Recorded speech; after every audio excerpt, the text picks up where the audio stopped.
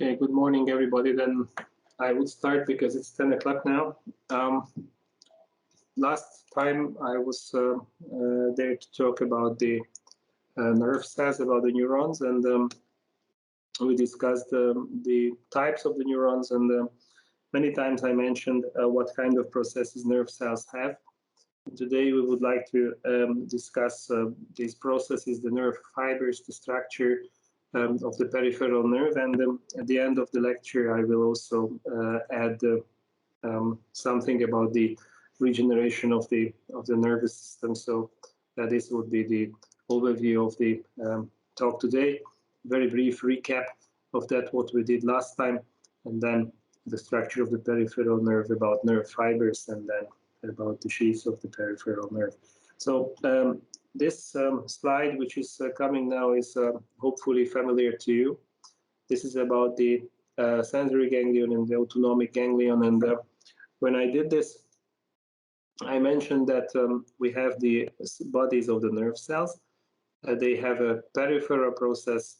They have a central process if it's about the sensory ganglion, because there you had the unipolar nerve cells. And then I also mentioned that time that the information in this case goes from the periphery to the higher order centers. Now, this information is transmitted to the interneurons and to motoneurons, which then fire, and with their efferent fibers, they will approach the muscles. Also, I mentioned the autonomic nervous system last time, and I mentioned that we have the preganglionic fibers going to the autonomic ganglia, where synapse takes place, and then finally we will innervate the internal organs, for example. So this was the overview, and that time I discussed with you the cell bodies of the neurons in the sensory ganglion and the cell bodies of neurons in the autonomic ganglion. So the ganglion was a group of neurons, pericardia, in the periphery, and this is just a silver impregnated sensory ganglion with the unipolar nerve cells and the multipolar neurons in the autonomic ganglion. This is what I finished with last time. I also mentioned maybe that these nerve fibers running in the periphery will be bundled, and they have a system of connective tissue layers around them, and this is what we call peripheral nerve. And the definition of the peripheral nerve is here: bundles of nerve fibers outside the central nervous system.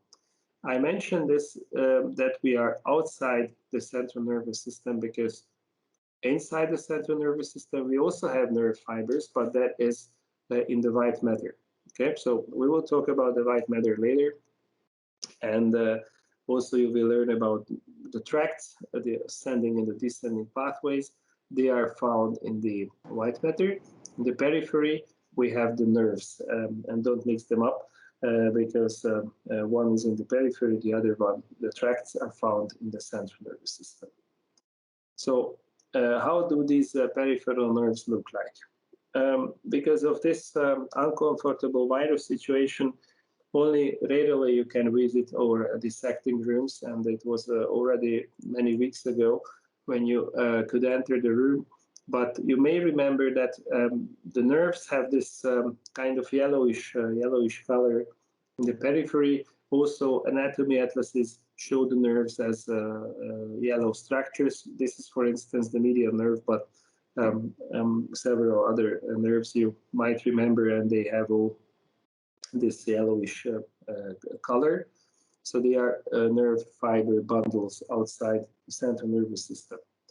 But we have to know about the internal histological structure and not about anatomy now. So let's go to the nerve fibers. And if we want to understand the nerve fibers, we have to step back to the axon for a moment. What is the axon? The axon is the longer process of the nerve cell, if you remember that.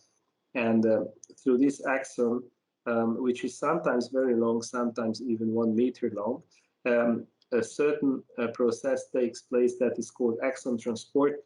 And I did this last week when I tried to introduce those techniques which people use to study the nervous system. And I mentioned that one can examine how nerve fibers are connecting the different brain areas with each other if we use the axonal transport as a process that we try to mark the connectivity in the brain.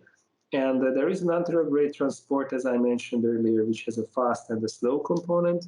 Neurotransmitters are transported fast in transport vesicles. Cytoskeleton of the cells is rearranged much more rarely. Therefore, the speed of the anterograde slow transport is definitely lower than the fast one.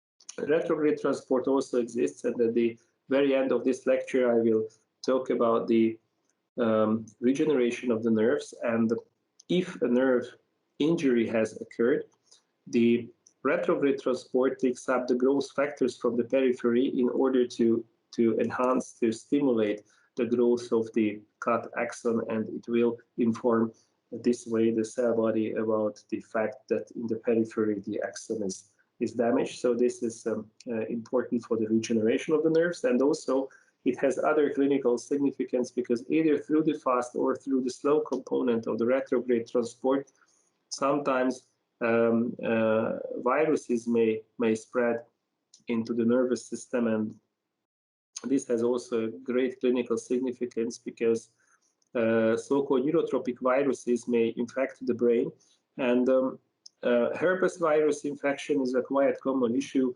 Almost everyone had already some blisters on the lips, and they may come back if we have some problems like fever, or somehow the immune system is not very strong at the moment. Then the infection gets reactivated, and along the axon transport, the viruses may infect again the skin, but they survive for many years and decades in the trigeminal ganglion, for example. About rabies viruses, if you hear something about that, in some animals, like in fox or sometimes in dogs, this viral infection is found, and if somebody suffers an injury by these animals, if somebody is bit by a fox or by a dog which was infected by the virus, then along the retrograde axon transport, the virus may spread into the central nervous system. If the immunization after the injury comes on time, we may fast enough and we may save the patient. But if the virus has entered the central nervous system, we are late and we will lose the patient. There is no cure for that. So it's a very bad disease, but luckily nowadays this is not very common. So this was about the axon transport, just a recap. And let's turn to the structure of the nerve fibers. Once again, the axon we need for that. And I mentioned that in the axon hillock, the action potentials are initiated, and from here the information as a depolarization wave spreads through the axon towards the end arbor end tree. Now, if we want to accelerate this signal transmission, we have to make something with the axon that covers its surface and it provides electric insulation. Now, this is given by cells, and these cells are glial cells, and therefore the axon is covered by glial cells, and this is the nerve fiber. Okay, so if you have to define what a nerve fiber is, a nerve fiber is the axon together with the covering, with the sheath that is made by the glial cells, in this case by Schwann cells. So if we are in the periphery. Now, if we go closer a bit and we would like to understand the structure of the nerve fiber, once again we have the axon here. This is a part of the axon, and here you have the Schwann cells, like you have a necklace with pearls on it. So you have the cells, the Schwann cells, and because the axon is very long, sometimes even 1 meter long or longer, it is hard to imagine that one single Schwann cell would be able to cover the entire length of the axon, and this is not the case. Therefore, we have a kind of queue or a kind of row of Schwann cells which sit like the pearls on the necklace, and they will then provide a certain covering for the axons, and this is made such a way that a certain part, a certain distance is covered by the individual Schwann cells, and where they stop and the next Schwann cell starts, there is an invagination, or there is a short part where the axon is practically naked, and that is the node of Ranvier. And the distance between the two nodes of Ranvier, with another term, the distance that is covered by one single Schwann cell, is designated as the internodium. The internodium is a distance between two nodes of Ranvier, and this is in the millimeter range. So this is a quite long distance if you check the histological scale. You know, millimeters is a quite wide, long range. So this is the internodium and the node of Ranvier. Why is this needed? Because, as I mentioned, the action potentials will travel on the surface of the axon as a depolarization wave. But if Schwann cells will cover a certain part of the axon, then in some cases this will accelerate the signal transmission, the action potential spreading, by letting the depolarization wave jump from node of Ranvier to node of Ranvier, because here the sodium channels are open and the cell membrane can then depolarize, and the information just spreads from the node of Ranvier to the next one, and this will provide a quite fast signal transmission, and the conductance velocity will be high, as you will see. So this is more physiology and neurophysiology. The physiology department will discuss this with you most likely with the deeper details. What I would like to show you is the morphology. So here you have an example for the node of Ranvier. It is hard to show it because you have to cut it longitudinally. So you have to cut the nerve longitudinally, and you must be very lucky to hit the axon exactly longitudinally, that you can see that here one Schwann cell ends and there is the next one. If one zooms in here with an electron microscope, gets this kind of picture. This is of course a drawing based on electron microscopic images. The blue ones to be the axon, and this yellow and gray areas represent the Schwann cell. Here one Schwann cell ends, and then the next Schwann cell starts, and this is the node of Ranvier. What do these membrane double layers do here and how they are formed, I will explain you in a few minutes. So the axons in the periphery run, and they are covered by Schwann cells most of the times. And here we have two options how this how these Schwann cells may be related to the axon. The one option is, and that's more common, we have a so-called myelin sheath around the axons, so the axons get myelinated. And the other option is that there is no myelin sheath around the axon; they stay unmyelinated, but there is still a so-called Schwann sheath around the axon. I will come back to this, how they look like. And then very rarely we may find also naked axons without any layer formed by Schwann cells, but this is quite rarely seen. So, as I promised, I would like to explain you what is the myelin sheath and how is this formed. So we have to go back to the embryonic development, and in the embryonic fetal life, the axons start to develop. They run in the periphery, and we have Schwann cells sitting in the periphery, and these developing Schwann cells approach the axon, and they will form certain kind of invaginations on their cell membrane. One can also imagine that the Schwann cell forms a process that like hugs around the axon, and one of these processes will start to twist around the axon. It will form a deeper and deeper cell membrane invagination, and after a certain time, and after a couple of cell membrane invagination steps or movements, then you will see that there are many double layers of cell membranes wrapping around each other. And finally, in the center, you have the axon, and you get a very complex system of cell membrane double layers that we call myelin sheath. Okay, so the cell membrane invagination wraps many times around the axon, and finally you get this system of double layers. Please note that in the beginning, one single cell membrane double layer will twist around the axon to form many layers of double layers after each other. If we have a strong microscope, one can see where this process was started. So there is a certain outer double layer where it starts, it's called outer mesaxon.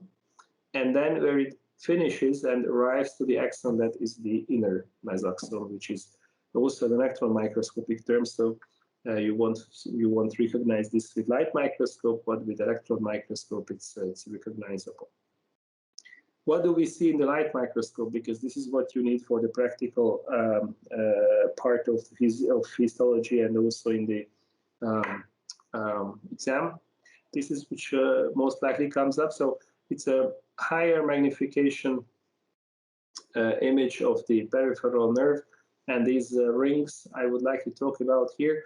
If we check this one, because this is very ideally cut, then you see that you have some similarities with this scheme from the last slide. If I zoom in a bit, you will see that this cross section here has a white, almost maybe not white, but very light blue or grayish blue here in the center. That is the axon, which is here in the scheme. And then the axon is surrounded by a more basophilic layer in which you have a radial pattern of basophilic color. That is most likely related to some shrinkage and coagulation of proteins during the histological preparation. So it's most likely a certain kind of artifact. That is the neurokeratin here. And then one can see this thick layer, which is the myelin sheath, that corresponds to that, what I also indicated on the top. And I think everyone can imagine that the nucleus of the cell is most of the times this half-moon-shaped structure. Of course, the nucleus is not always hit, because the nucleus of the cell is much shorter than the internodium, but sometimes we are lucky and we hit the nucleus of the Schwann cells as well. So this is how myelinated fibers look like. If we go into the electron microscopic level, one can see here this high magnification image of the myelin sheath. There is the low magnification image, and if we zoom in into the myelin sheath, one can see this very dark lines. This is the so-called major or dense lines. And if we look at it, one can see this paler, less dense structure. This is the so-called intraperiod line. That would correspond to the extracellular space. Now, the extracellular space is just theoretically true, because as you can see here in the scheme, indeed we have an extracellular space, but this is a virtual space only, since the cell membranes are connected by proteins, and it's like a glue or something that will seal this space properly, and you do not really have a true space there, but theoretically there is an intraperiod line which corresponds to the extracellular space, but there are proteins. In the periphery, we have in the myelin sheath many proteins. I highlighted here 3 of those. The most common one is the 0 protein, or protein 0. Myelin basic protein and the peripheral myelin protein is characteristic for the peripheral myelin sheath. The structure of the central myelin sheath is a little bit different, and I will give you a lecture soon about glial cells, and I will come back to this point that time. But since we are talking about myelin sheath, why not to mention? So in the central nervous system, oligodendroglial cells form the myelin sheath, and that's a different one. Not only the cells are different, but the alignment is also different of the layers, and I will talk about that later. the point what I would like to put emphasis on is the layers, sorry, the proteins here. There is a different list here in comparison to the periphery. Myelin-associated protein, proteolipid protein, fat transport protein, and oligodendrocyte myelin protein are the most common ones. And this has to be pointed out because we don't know exactly why, but sometimes the immune system finds these central myelin layer, myelin sheath proteins somehow interesting and attacks that. And in that case, myelin diseases occur, demyelination takes place, and this is of course bad because the signal transmission, the conductance velocity slows down, and sometimes even the communication is broken. Therefore, depending on what part of the brain, what exact connections are disturbed, some neurological symptoms occur, and this is a quite variable set of symptoms depending on what part of what areas, what tracts are affected. Therefore, the disease might give a quite variable clinical picture. It's called multiple sclerosis. There are several kinds of demyelination diseases, but the most common one is the multiple sclerosis, which is an autoimmune disease that attacks the myelin sheath. Nowadays, we can already treat it. We don't have a cure for that, but for a quite long time, we can give a quite acceptable quality of life for these people. But unfortunately, there is no cure for the disease yet. We just can slow down the progress of the disease. It's very common and quite frequently attacks young ladies, and more rarely it occurs in men, and it starts mostly in young age. Okay, still to the myelin sheath, we have a slide which is also related to the exam.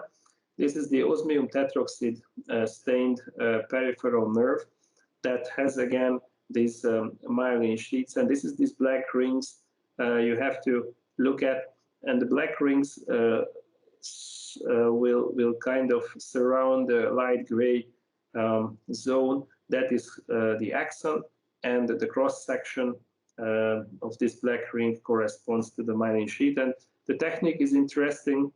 It is a histochemical staining, which means that we use the chemical features of the tissue, and we make a chemical reaction in the tissue sample, which produces a black color.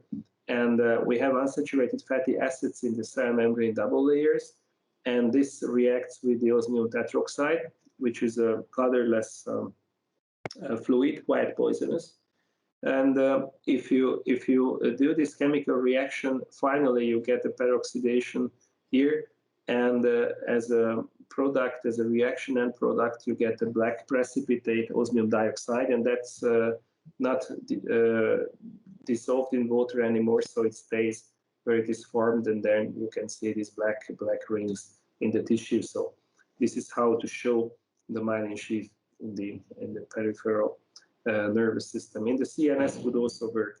Also good to know that the osmium has a huge atomic nucleus. It scatters the electron beams, so you can use this also for electron microscopy if you want to make the picture contrastful. One final remark about the myelin sheath: if you cut the nerve fiber longitudinally, it's a myelinated one.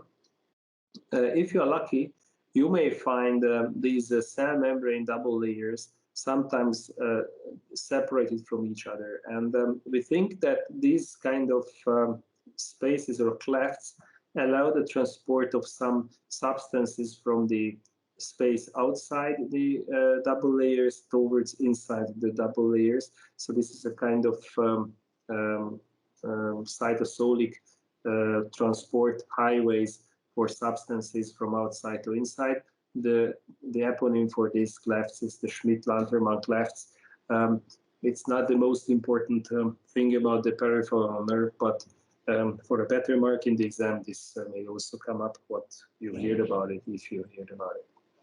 All right, so we did now the myelin sheath and the myelinated fibers, and let's turn now to the unmyelinated ones. Their structure is a little bit more simple, but in a different way of thinking, it's even more complex. It's up on you. So what does happen?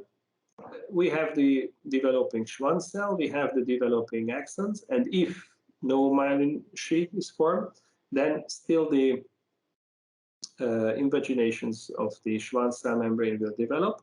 They kind of grow and hug around the axon, but they don't start to twist around it. So finally, you do not get those cell membrane double layer systems. And this has a histologically different picture, of course.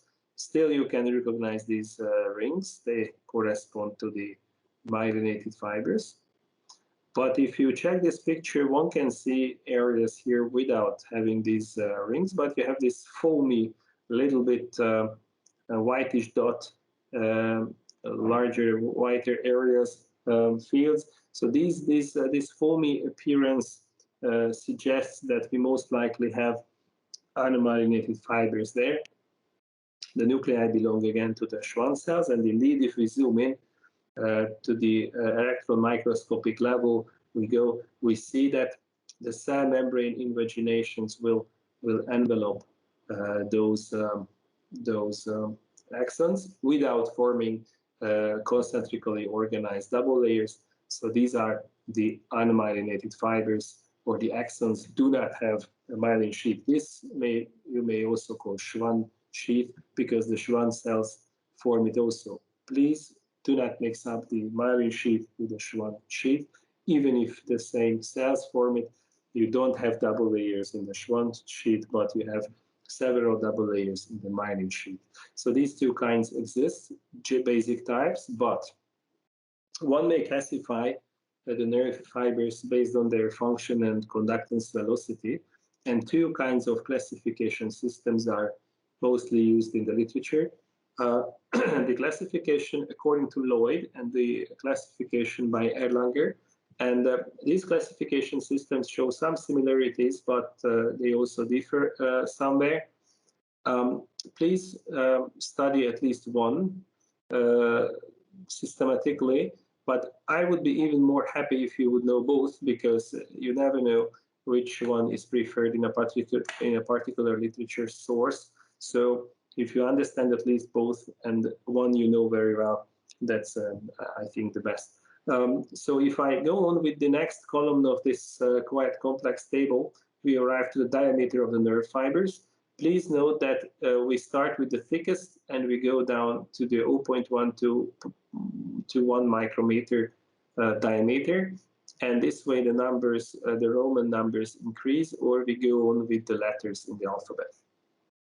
Now, if we turn to the conductance velocity, that decreases with the decreasing diameter. So the thickest one have the largest conductance velocity, and the thin type C fibers or type 4 fibers are quite slow in their conductance. So please note that this is an enormously high speed.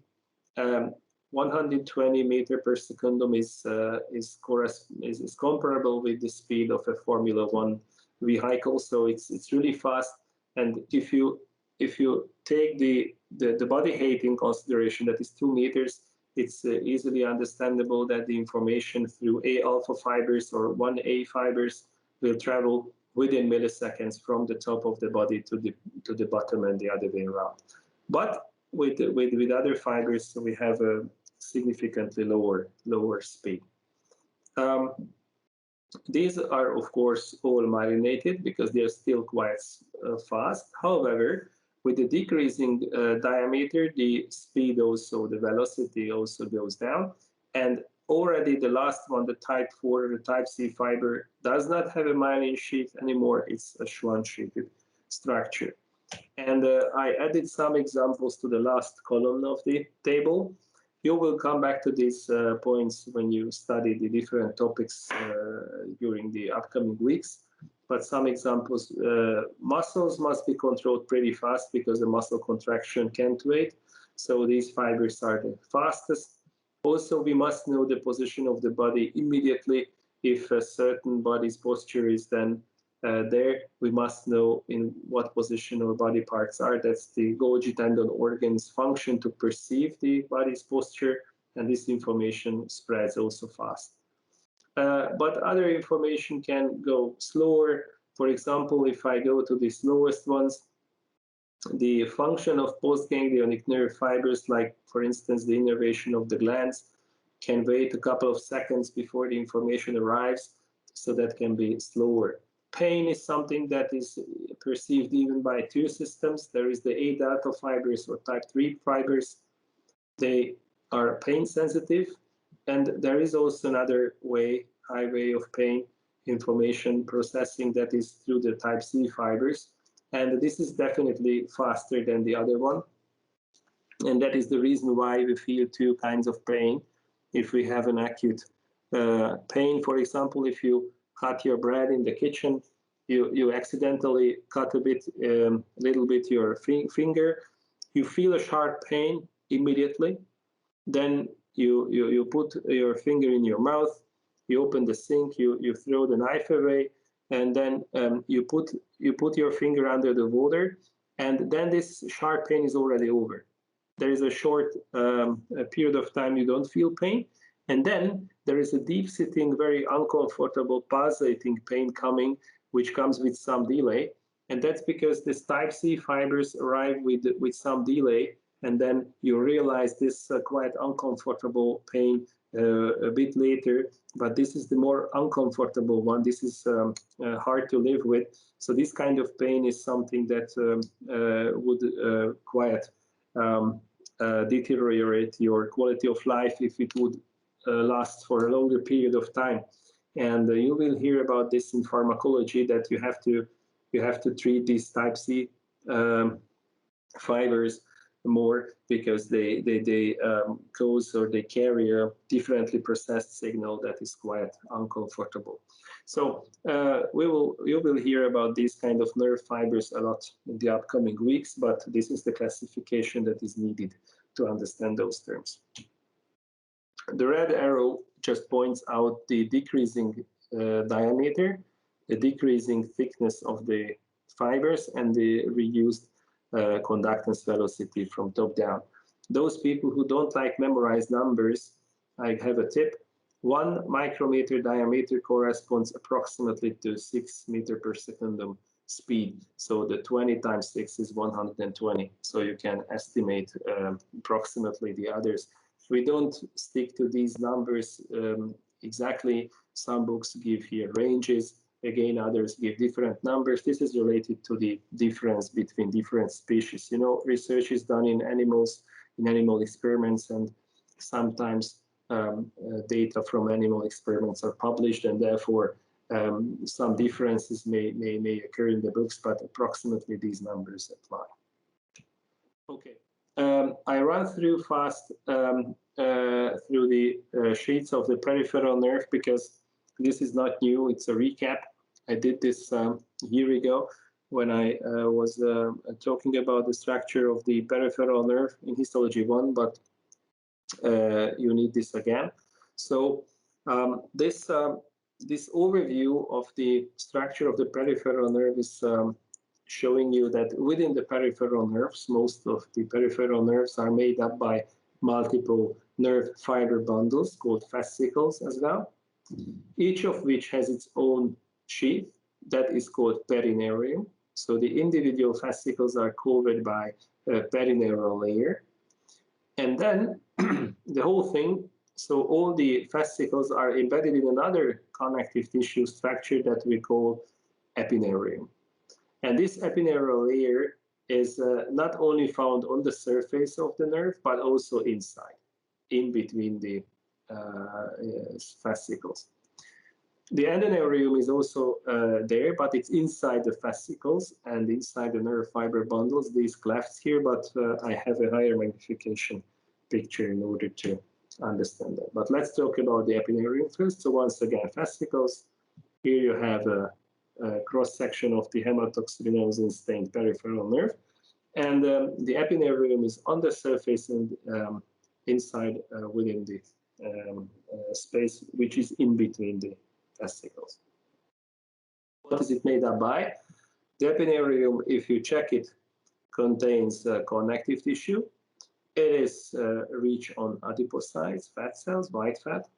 You have blood vessels inside which provide the nutrition of the peripheral nerve. It needs also blood supply, energy, oxygen, and so on. If it is compromised, the nerve doesn't work. This is if you are sitting on a hard surface for a longer period of time and you compress the vessels of your nerve and you can't move after that because your nerve is then is paralyzed for a while until the blood circulation comes back and you can run again. You have collagen fibers, which have a certain mechanical significance, but please note that we have elastic fibers too. I started with that today, that the nerves have a yellowish color that's related to the high elastic fiber content. Elastic fibers are yellowish. The fat also contributes to the yellowish color, but the elastic fibers also.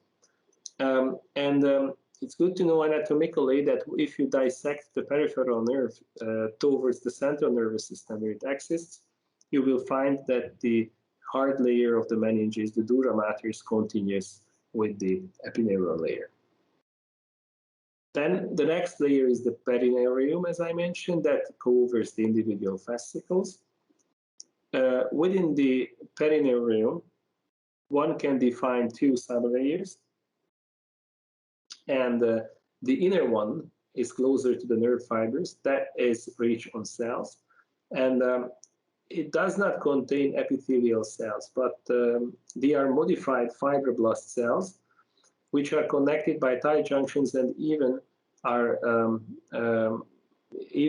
are supported by basement membranes. There's a complex system of basement membranes here, and tight junctions with multiple layers of basement membranes together will provide us a strong chemical barrier which protects the nerve fibers running inside.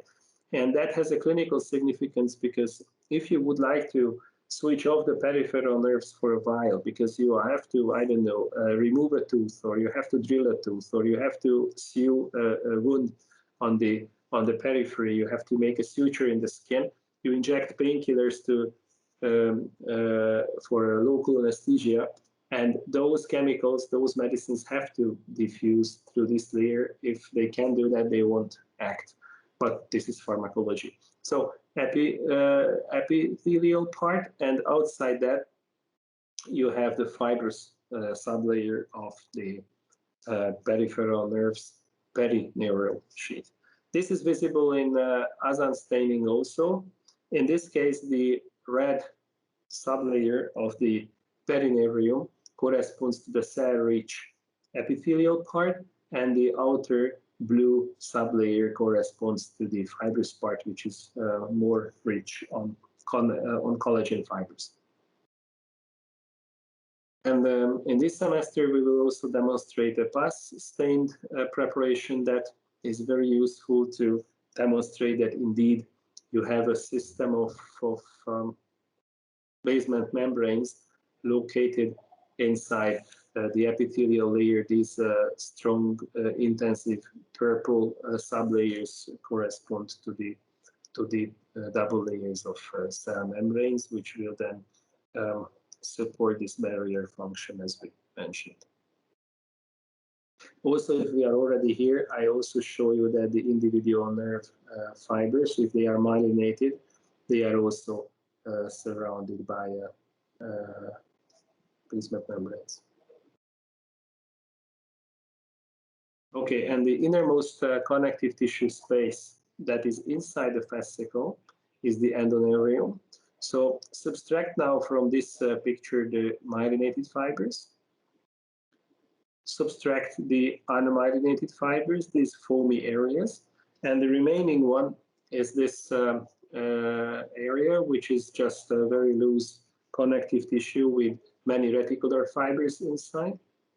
You have blood vessels, capillaries there, and you may have fibroblasts and macrophages here, and mast cells which are inside that. And then you don't have to forget that, however, you have these connective tissue cells, Many nuclei don't belong to those, but they are the nuclei of the Schwann cells forming either the unmyelinated fiber Schwann sheath or the myelin sheath, depending on.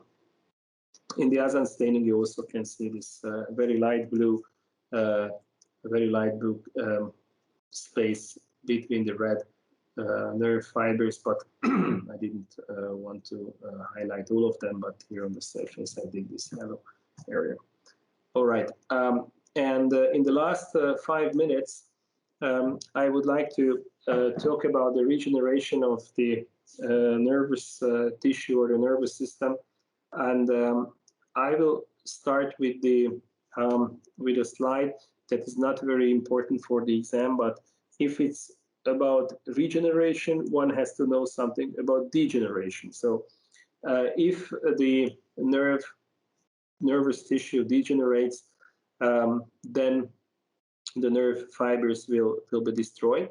And it might happen that if a nerve fiber is cut, then backwards retrograde degeneration takes place. This is also called Wallerian degeneration.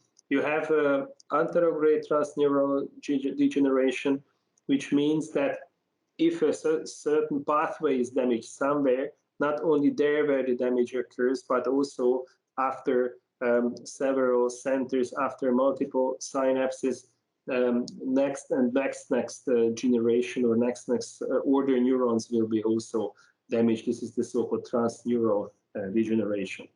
Retrogradely, also the same or a similar one exists. So if a system is damaged, not only where the damage takes place, neurons are suffering, but also those cells which are connected to the damaged ones get also degenerated eventually. This is a degeneration type that is related to toxic effects. The vinblastine is a chemical that is a medicine given in chemotherapy for cancer patients, but there are many others which may damage the nerve. So about these processes you will learn in pathology and in other subjects.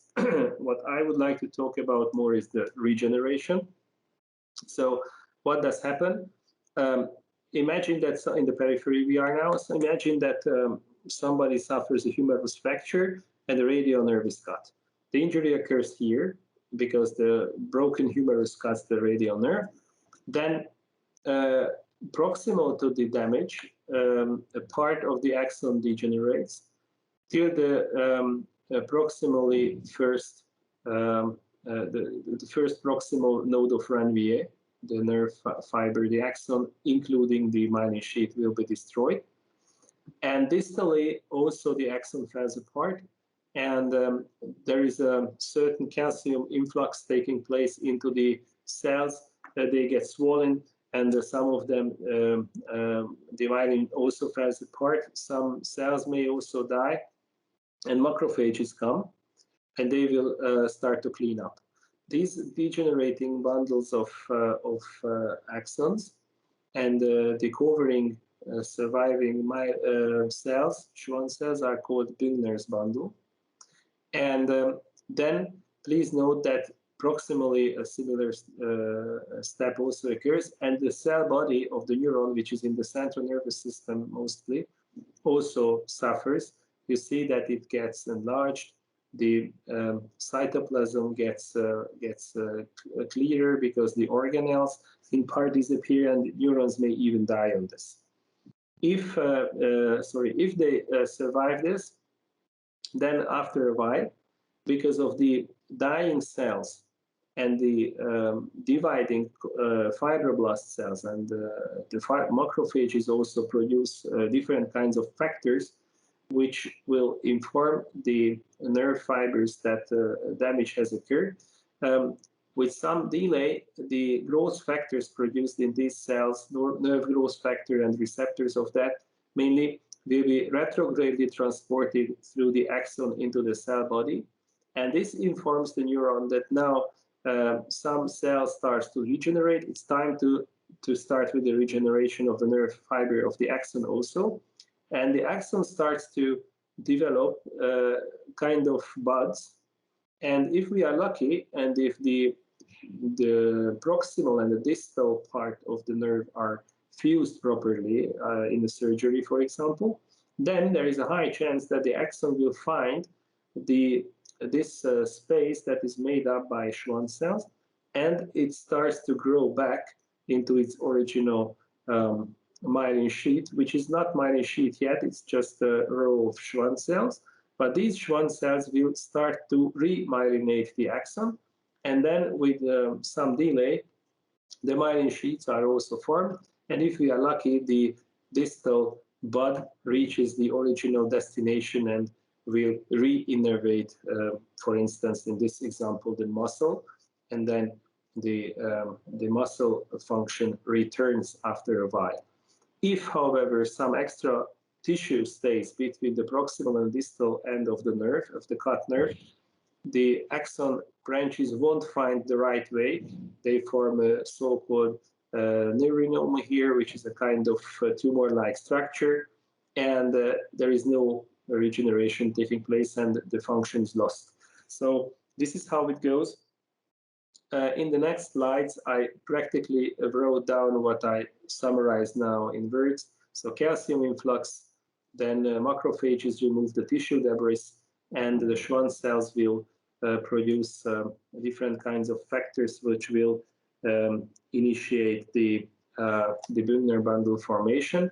And after these growth factor productions and several other factors, the function returns. This remark is also important at the very end. This is the speed of the regeneration. So 1 to 3 millimeters a day, which is not a very fast speed. If you imagine that my humerus is broken in the middle part, and the radial nerve has to re-innervate the dorsal side of the hand, the distance there is about 50 centimeters, which is 500 millimeters. So if the regeneration speed is 1 to 2 millimeters, even 1 year can it last until the nerve fibers reach the original destination, if we are lucky. So this is how fast it goes. And this is my last slide, and then I let you go. This on the left side shows you the peripheral nervous system and how an axon can regenerate. It is discussed. However, in the central nervous system, we have a big trouble, namely that the axon degeneration leads to microglial activation, but also astrocyte activation, which forms a scar tissue inside the brain. And because the myelin is not properly removed and the debris stays there, unfortunately, the regeneration does not take place in the central nervous system, and there is no axon regeneration in the central nervous system, which is pretty bad, because if a tract, the pathway is destroyed, its function is never established. However, if other functions, other brain areas may take over the function, then some functions may return. But this is not the question of axon regeneration, but it's related to the plasticity of the brain, which is a different story, and I don't have time to talk about it anymore. So this is what I had time today, and next time we will go on with the synapses, and after that with the glial cells. Thank you for your attention, and if you have any kind of questions or something I have to explain again, just let me know.